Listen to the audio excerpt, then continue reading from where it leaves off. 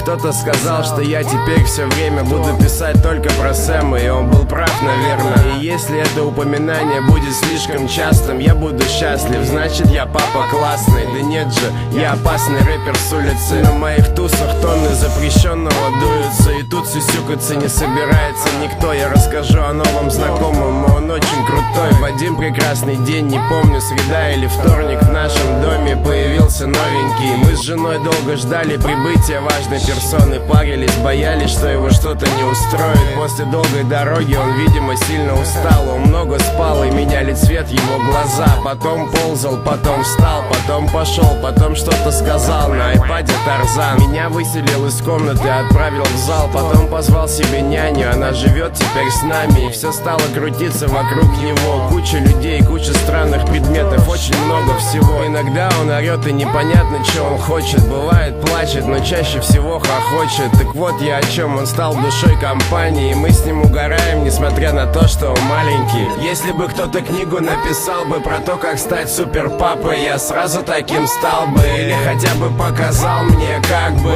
Но мы с Сэмом решим все сами, пойми. Если бы кто-то книгу написал бы про то, как стать супер папой, я сразу таким стал бы, или хотя бы показал мне, как бы. Но мы с Сэмом решим все сами, пойми. Честно говоря, очень сложно писать об этом, обо всем. Я ведь никогда не представлял себя отцом. И если бы лет 5 назад кто-нибудь мне сказал, что у меня будет жена и ребенок, плюнул бы ему в лицо. Но в конце концов все так и срослось. Я радуюсь жизни рядом с этим сорванцом, и когда он поднимает меня с утра, я рад. И пофиг, что я не спал, за окном дождь или жара. По-моему, сейчас кому-то будет та-та-та, если этот кто-то будет продолжать вести себя так. Сейчас ты бабахнешься, и будет такое бобо. Будешь делать и пойдешь гулять на лос. Сделай маме оба-оба и иди ням-ням. Потом куп-куп на и отнеси это няне. Зачем бить мальчиков на улице? Ты ведь не хулиган, отдай маме помаду. Ты, по-моему, не ляля. Я в полном восторге от этого ребенка, и в отличие от многих я никогда не менял пеленки. Я вспоминаю, как я рос без отца, и хочу, чтобы все от жизни брал этот пацан.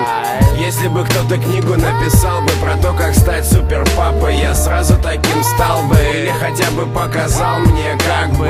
Но мы с Сэмом решим все сами, пойми. Если бы кто-то книгу написал бы про то, как стать супер папой, я сразу таким стал бы, или хотя бы показал мне, как бы. Но мы с Сэмом решим все сами, пойми.